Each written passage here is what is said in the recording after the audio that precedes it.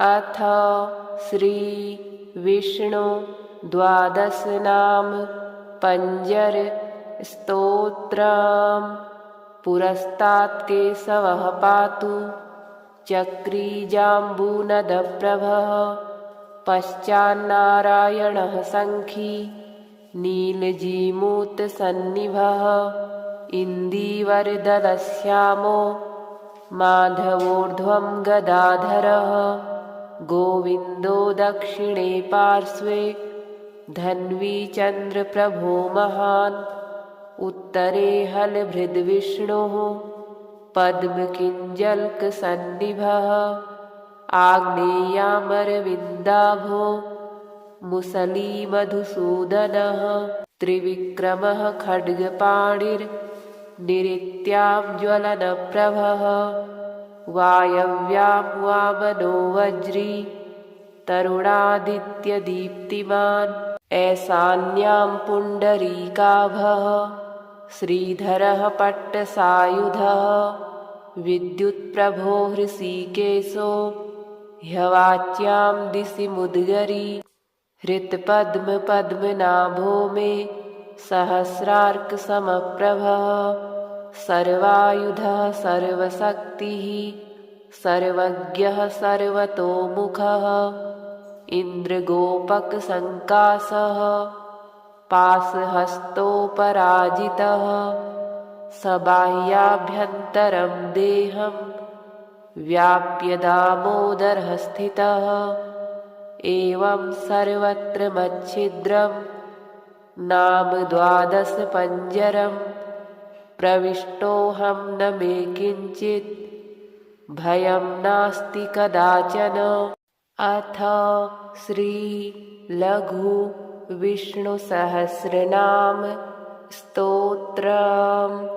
अलं नाम सहस्रेण केशवोऽर्जुनमब्रवीत्। शृणु मे पार्थ नामानि यश्चतुष्यामि सर्वदा। केशवः पुण्डरीकाक्षः स्वयंभूर्मधुसूदनः। दामोदरो हृषीकेशः पद्मनाभो जनार्दनः। विश्वक्सेनो वासुदेवो हरिर्नारायणस्तथा। अनन्तश्च प्रबोधश्च सत्यः कृष्णः सुरोत्तमः। आदिकर्ता वराहश्च वैकुण्ठो विष्णुरच्युतः। श्रीधरः श्रीपतिः श्रीमान् पक्षिराजध्वजस्तथा। एतानि मम नामानि विद्यार्थी ब्राह्मणः पठेत्।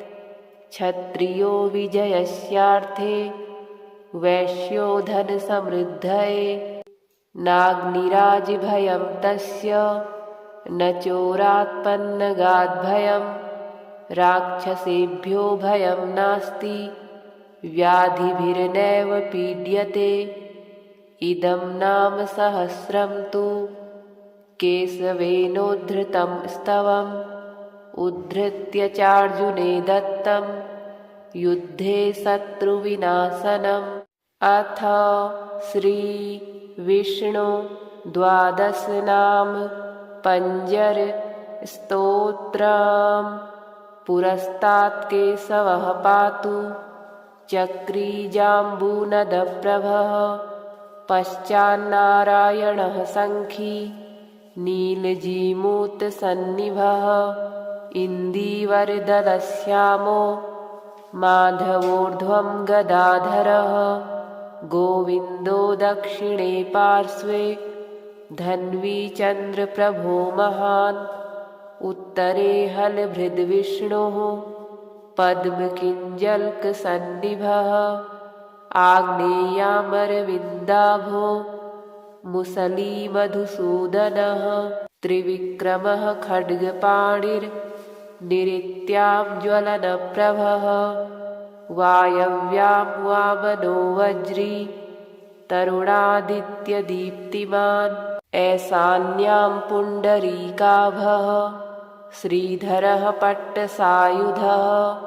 विद्युत्प्रभो हृषीकेशो ह्यवाच्यां दिशि मुद्गरी हृत्पद्मपद्मनाभो मे सहस्रार्कसमप्रभः सर्वायुधः सर्वशक्तिः सर्वज्ञः सर्वतोमुखः इन्द्रगोपकसङ्कासः पाशहस्तोपराजितः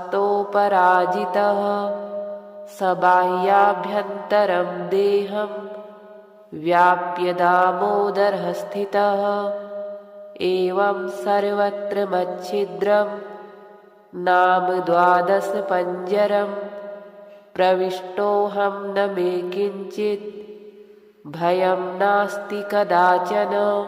अथ श्री लघु विष्णुसहस्रनाम स्तोत्रम्। अलं नाम सहस्रेण केशवोऽर्जुनमब्रवीत् शृणु मे पार्थ नामानि यश्चतुष्यामि सर्वदा। केशवः पुण्डरीकाक्षः स्वयंभूर्मधुसूदनः दामोदरो हृषीकेशः पद्मनाभो जनार्दनः विश्वक्सेनो वासुदेवो हरिर्नारायणस्तथा अनन्तश्च प्रबोधश्च सत्यः कृष्णः सुरोत्तमः आदिकर्ता वराहश्च वैकुण्ठो विष्णुरच्युतः श्रीधरः श्रीपतिः श्रीमान् पक्षिराजध्वजस्तथा एतानि मम नामानि विद्यार्थी ब्राह्मणः पठेत् क्षत्रियो विजयस्यार्थे वैश्यो धनसमृद्धये नाग्निराजभयं तस्य न चोरात्पन्नगाद्भयं राक्षसेभ्यो भयं नास्ति व्याधिभिर्नैव पीड्यते। इदं नाम सहस्रं तु केशवेनोद्धृतं स्तवम् उद्धृत्य चार्जुने दत्तं युद्धे शत्रुविनाशनम्। अथ श्री विष्णु 12 नाम पञ्जर स्तोत्रम्। पुरस्तात् केशवः पातु चक्रीजाम्बूनदप्रभः पश्चान्नारायणः शङ्खी नीलजीमूतसन्निभः इन्दीवरदलश्यामो माधवोर्ध्वं गदाधरः गोविन्दो दक्षिणे पार्श्वे धन्वी चन्द्रप्रभो महान् उत्तरे हलभृद्विष्णुः पद्मकिञ्जल्कसन्निभः आग्नेयामरविन्दाभो मुसलीमधुसूदनः त्रिविक्रमः खड्गपाणिर्निरित्यां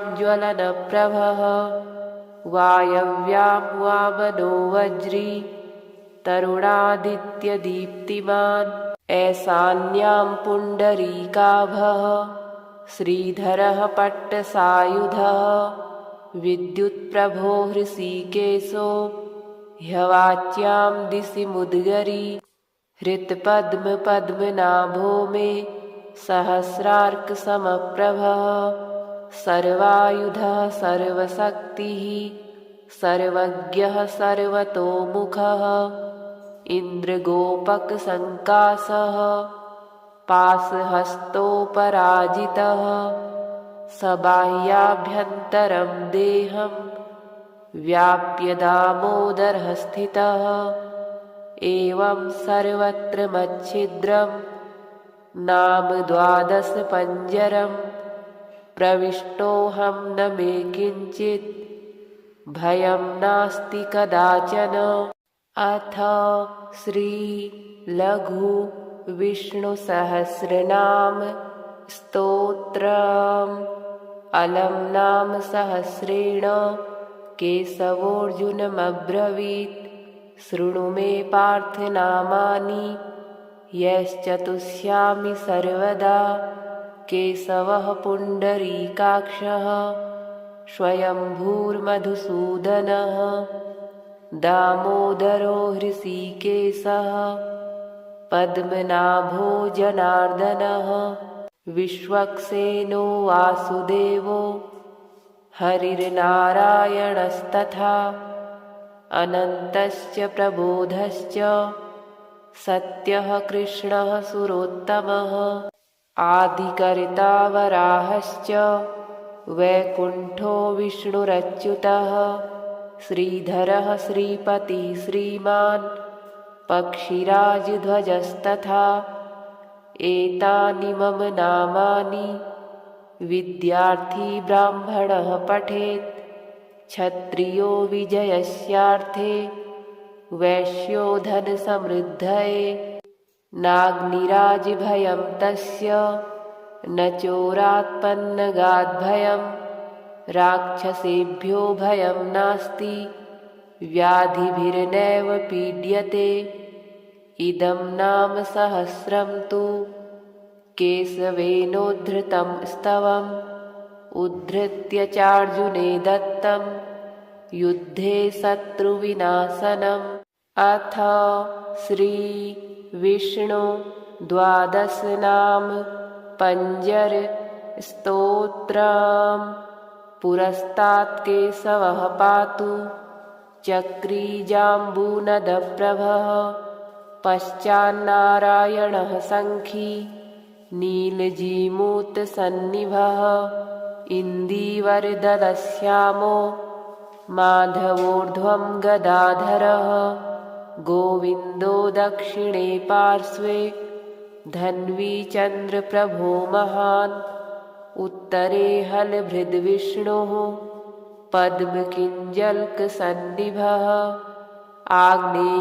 आग्नेयामरविन्दाभो मुसलीमधुसूदनः त्रिविक्रमः खड्गपाणिर्निरित्यां ज्वलनप्रभः वायव्यां वामनो वज्री तरुणादित्यदीप्तिमान् ऐशान्यां पुण्डरीकाभः श्रीधरः पट्टसायुधः विद्युत्प्रभो हृषीकेशो ह्यवाच्यां दिशि मुद्गरी हृत्पद्मपद्मनाभो मे सहस्रार्कसमप्रभः सर्वायुधः सर्वशक्तिः सर्वज्ञः सर्वतोमुखः इन्द्रगोपकसङ्कासः पाशहस्तोपराजितः सबाह्याभ्यन्तरं देहं व्याप्य दामोदरः स्थितः एवं सर्वत्र मच्छिद्रं नाम 12 पञ्जरं प्रविष्टोऽहं न मे किञ्चित् भयं नास्ति कदाचन। अथ श्री लघु विष्णुसहस्रनाम स्तोत्रम् अलम नाम सहस्रेण केशवोऽर्जुनमब्रवीत् शृणु मे पार्थ नामानि यश्चतुष्यामि सर्वदा केशवः पुण्डरीकाक्षः स्वयंभूर्मधुसूदनः दामोदरो हृषीकेशः पद्मनाभो जनार्दनः विश्वक्सेनो वासुदेवो हरिर्नारायणस्तथा अनन्तश्च प्रबोधश्च सत्यः कृष्णः सुरोत्तमः आदिकर्ता वराहश्च वैकुण्ठो विष्णुरच्युतः श्रीधरः श्रीपतिः श्रीमान् पक्षिराजध्वजस्तथा एतानि मम नामानि विद्यार्थी ब्राह्मणः पठेत् क्षत्रियो विजयस्यार्थे वैश्यो धनसमृद्धये नाग्निराजभयं तस्य न चोरात्पन्नगाद्भयं राक्षसेभ्यो भयं नास्ति व्याधिभिर्नैव पीड्यते इदं नाम सहस्रं तु केशवेनोद्धृतं स्तवम् उद्धृत्य चार्जुने दत्तं युद्धे शत्रुविनाशनम्। अथ श्री विष्णु द्वादश नाम पंजर स्तोत्रम्। पुरस्तात् केशवः पातु चक्री जाम्बूनदप्रभः। पश्चान्नारायणः शङ्खी नीलजीमूतसन्निभः। इन्दीवरदलश्यामो माधवोर्ध्वं गदाधरः। गोविन्दो दक्षिणे पार्श्वे धन्वी चन्द्रप्रभो महान्। उत्तरे हलभृद्विष्णुः पद्मकिञ्जल्कसन्निभः। आग्नेयामरविन्दाभो मुसलीमधुसूदनः। त्रिविक्रमः खड्गपाणिर्निरित्यां ज्वलनप्रभः। वायव्यां वामनो वज्री तरुणादित्यदीप्तिमान्। ऐशान्यां पुण्डरीकाभः श्रीधरः पट्टसायुधः। विद्युत्प्रभो हृषीकेशो ह्यवाच्यां दिशि मुद्गरी। हृत्पद्मपद्मनाभो मे सहस्रार्कसमप्रभः। सर्वायुधः सर्वशक्तिः सर्वज्ञः सर्वतोमुखः। इन्द्रगोपकसङ्कासः पाशहस्तोपराजितः। सबाह्याभ्यन्तरं देहं व्याप्य दामोदरः स्थितः। एवं सर्वत्र मच्छिद्रं नाम 12 पञ्जरम्। प्रविष्टोऽहं न मे किञ्चित् भयं नास्ति कदाचन। अथ श्री लघु विष्णु सहस्रनाम स्तोत्रम्। अलम् नाम सहस्रेण केशवोऽर्जुनमब्रवीत्। शृणु मे पार्थ नामानि यश्चतुष्यामि सर्वदा।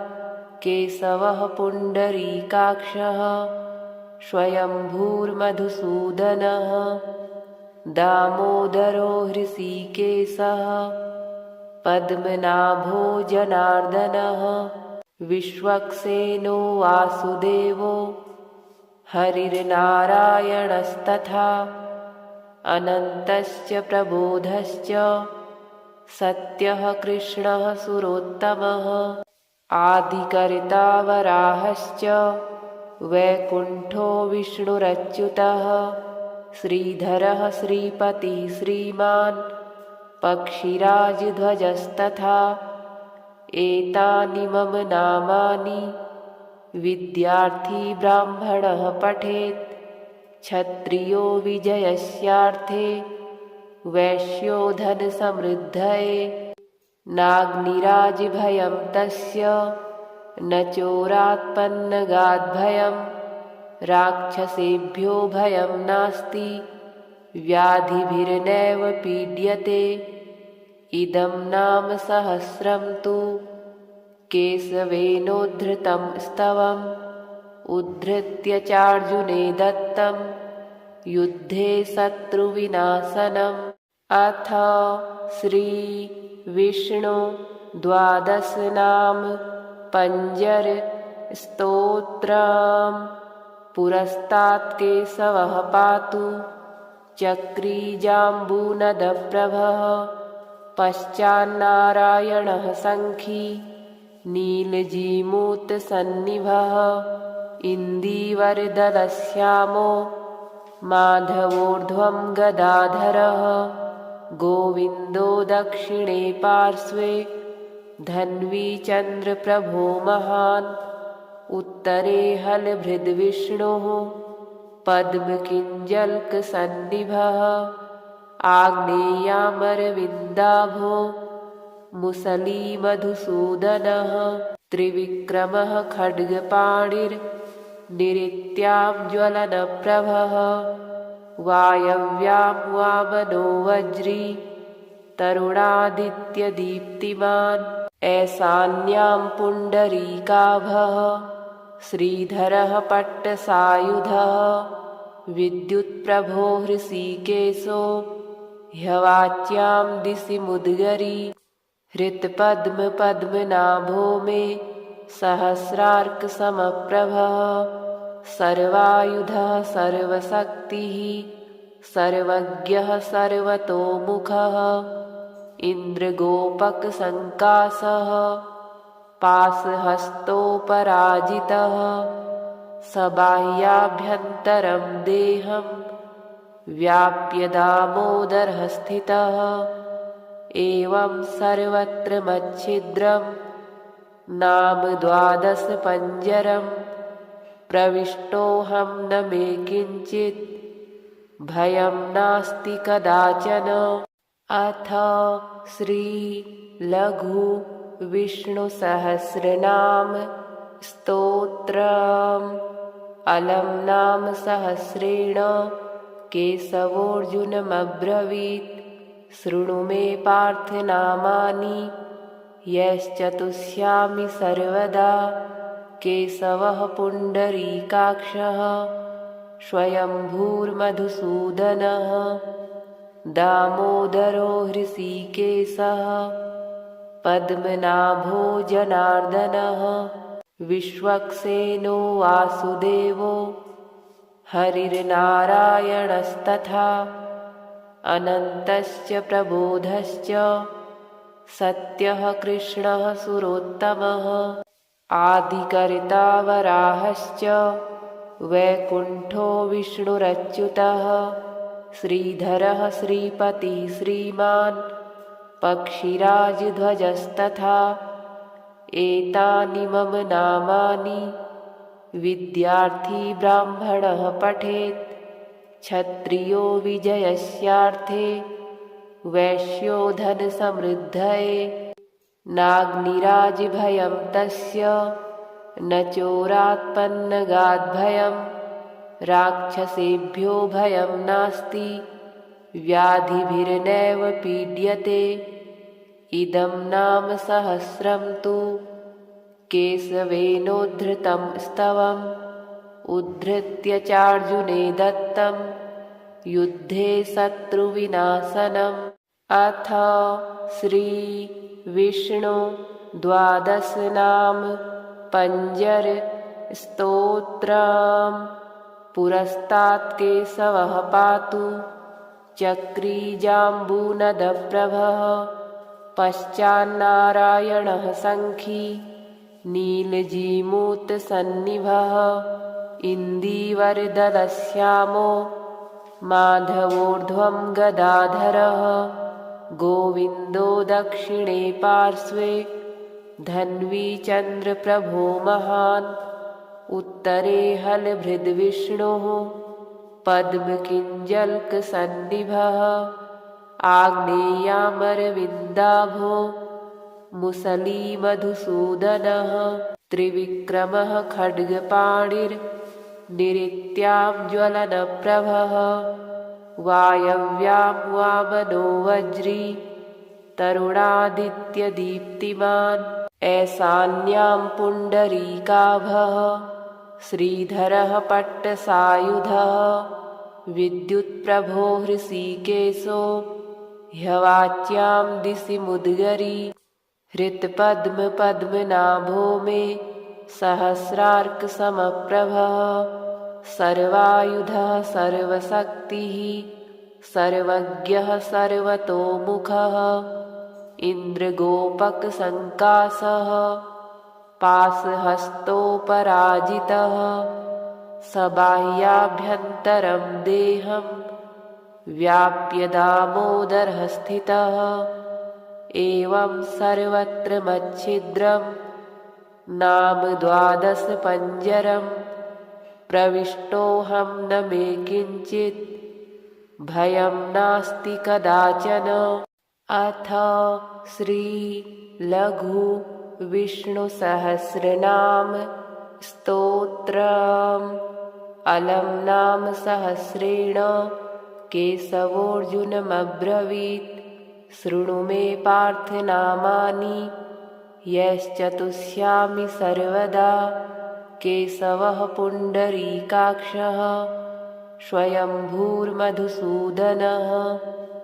दामोदरो हृषीकेशः पद्मनाभो जनार्दनः विश्वक्सेनो वासुदेवो हरिर्नारायणस्तथा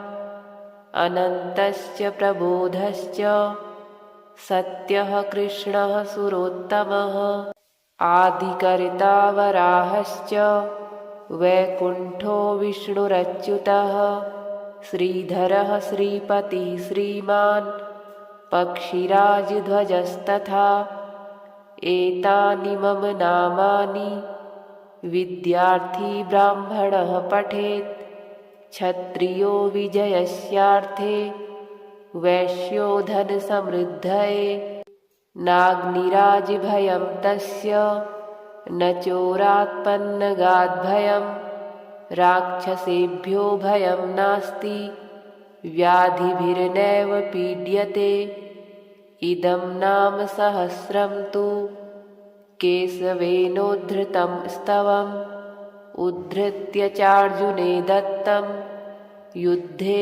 शत्रुविनाशनम् अथ श्री विष्णु द्वादशनाम पंजर स्तोत्रम् पुरस्तात् केशवः पातु चक्रीजाम्बूनदप्रभः पश्चान्नारायणः सङ्खी नीलजीमूतसन्निभः इन्दीवरदलश्यामो माधवोर्ध्वं गदाधरः गोविन्दो दक्षिणे पार्श्वे धन्वी चन्द्रप्रभो महान् उत्तरे हलभृद्विष्णुः पद्मकिञ्जल्कसन्निभः आग्नेयामरविन्दाभो मुसलीमधुसूदनः त्रिविक्रमः खड्गपाणिर्निरित्यां ज्वलनप्रभः वायव्यां वामनो वज्री तरुणादित्यदीप्तिमान् ऐशान्यां पुण्डरीकाभः श्रीधरः पट्टसायुधः विद्युत्प्रभो हृषीकेशो ह्यवाच्यां दिशि मुद्गरी हृत्पद्मपद्मनाभो मे सहस्रार्कसमप्रभः सर्वायुधः सर्वशक्तिः सर्वज्ञः सर्वतोमुखः इन्द्रगोपकसङ्कासः पाशहस्तोपराजितः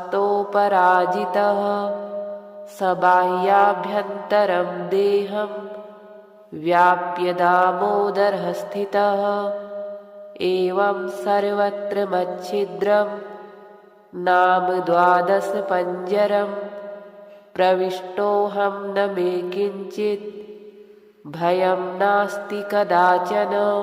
अथ श्री लघु विष्णुसहस्रनाम स्तोत्रम् अलम नाम सहस्रेण केशवोऽर्जुनमब्रवीत् शृणु मे पार्थ नामानि यश्चतुष्यामि सर्वदा केशवः पुण्डरीकाक्षः स्वयंभूर्मधुसूदनः दामोदरो हृषीकेशः पद्मनाभो जनार्दनः विश्वक्सेनो वासुदेवो हरिर्नारायणस्तथा अनन्तश्च प्रबोधश्च सत्यः कृष्णः सुरोत्तमः आदिकर्ता वराहश्च वैकुण्ठो विष्णुरच्युतः श्रीधरः श्रीपतिः श्रीमान् पक्षिराजध्वजस्तथा एतानि मम नामानि विद्यार्थी ब्राह्मणः पठेत् क्षत्रियो विजयस्यार्थे वैश्यो धनसमृद्धये नाग्निराजभयं तस्य न चोरात्पन्नगाद्भयं राक्षसेभ्यो भयं नास्ति व्याधिभिर्नैव पीड्यते इदं नाम सहस्रं तु केशवेनोद्धृतं स्तवम् उद्धृत्य चार्जुने दत्तं युद्धे शत्रुविनाशनम्। अथ श्री विष्णु द्वादश नाम पंजर स्तोत्रम्। पुरस्तात् केशवः पातु चक्री जाम्बूनदप्रभः, पश्चान्नारायणः शङ्खी नीलजीमूतसन्निभः, इन्दीवरदलश्यामो माधवोर्ध्वं गदाधरः, गोविन्दो दक्षिणे पार्श्वे धन्वी चन्द्रप्रभो महान्, उत्तरे हलभृद्विष्णुः पद्मकिञ्जल्कसन्निभः, आग्नेयामरविन्दाभो मुसलीमधुसूदनः, त्रिविक्रमः खड्गपाणिर्निरित्यां ज्वलनप्रभः, वायव्यां वामनो वज्री तरुणादित्यदीप्तिमान्, ऐशान्यां पुण्डरीकाभः श्रीधरः पट्टसायुधः, विद्युत्प्रभो हृषीकेशो ह्यवाच्यां दिशि मुद्गरी, हृत्पद्मपद्मनाभो मे सहस्रार्कसमप्रभः, सर्वायुधः सर्वशक्तिः सर्वज्ञः सर्वतोमुखः, इन्द्रगोपकसङ्कासः पाशहस्तोपराजितः, सबाह्याभ्यन्तरं देहं व्याप्य दामोदरः स्थितः, एवं सर्वत्र मच्छिद्रं नाम 12 पंजरं, प्रविष्टोऽहं न मे किञ्चित् भयं नास्ति कदाचन। अथ श्री लघु विष्णु सहस्रनाम स्तोत्रम्।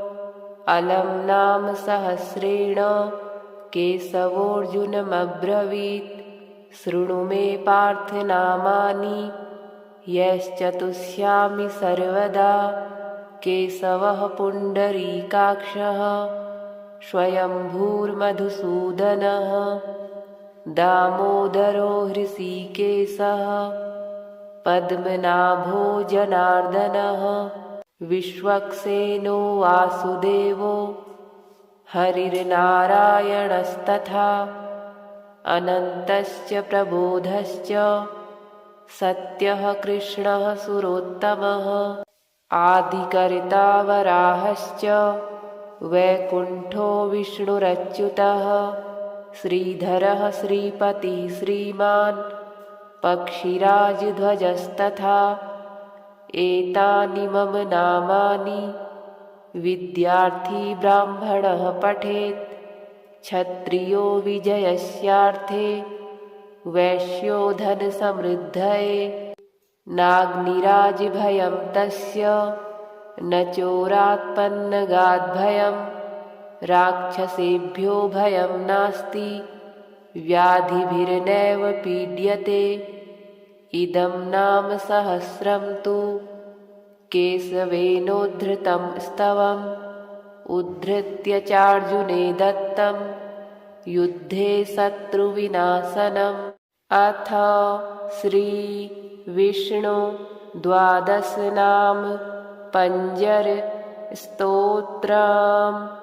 पुरस्तात् केशवः पातु चक्री जाम्बूनदप्रभः, पश्चान्नारायणः शङ्खी नीलजीमूतसन्निभः, इन्दीवरदलश्यामो माधवोर्ध्वं गदाधरः, गोविन्दो दक्षिणे पार्श्वे धन्वी चन्द्रप्रभो महान्, उत्तरे हलभृद्विष्णुः पद्मकिञ्जल्कसन्निभः, आग्नेयामरविन्दाभो मुसलीमधुसूदनः, त्रिविक्रमः खड्गपाणिर्निरित्यां ज्वलनप्रभः, वायव्यां वामनो वज्री तरुणादित्यदीप्तिमान्, ऐशान्यां पुण्डरीकाभः श्रीधरः पट्टसायुधः विद्युत्प्रभो हृषीकेशो ह्यवाच्यां दिशि मुद्गरी हृत्पद्मपद्मनाभो मे सहस्रार्कसमप्रभः सर्वायुधः सर्वशक्तिः सर्वज्ञः सर्वतोमुखः इन्द्रगोपकसङ्कासः पाशहस्तोपराजितः सबाह्याभ्यन्तरं देहं व्याप्य दामोदरः स्थितः एवं सर्वत्र मच्छिद्रं नाम 12 पञ्जरं प्रविष्टोऽहं न मे किञ्चित् भयं नास्ति कदाचन। अथ श्री लघु विष्णुसहस्रनाम स्तोत्रम्। अलम् नाम सहस्रेण केशवोऽर्जुनमब्रवीत् शृणु मे पार्थ नामानि यश्चतुष्यामि सर्वदा। केशवः पुण्डरीकाक्षः स्वयंभूर्मधुसूदनः दामोदरो हृषीकेशः पद्मनाभो जनार्दनः विश्वक्सेनो वासुदेवो हरिर्नारायणस्तथा अनन्तश्च प्रबोधश्च सत्यः कृष्णः सुरोत्तमः आदिकर्ता वराहश्च वैकुण्ठो विष्णुरच्युतः श्रीधरः श्रीपतिः श्रीमान् पक्षिराजध्वजस्तथा एतानि मम नामानि विद्यार्थी ब्राह्मणः पठेत् क्षत्रियो विजयस्यार्थे वैश्यो धनसमृद्धये नाग्निराजभयं तस्य न चोरात्पन्नगाद्भयं राक्षसेभ्यो भयं नास्ति व्याधिभिर्नैव पीड्यते। इदं नाम सहस्रं तु केशवेनोद्धृतं स्तवम् उद्धृत्य चार्जुने दत्तं युद्धे शत्रुविनाशनम्। अथ श्री विष्णु 12 नाम पञ्जर स्तोत्रम्।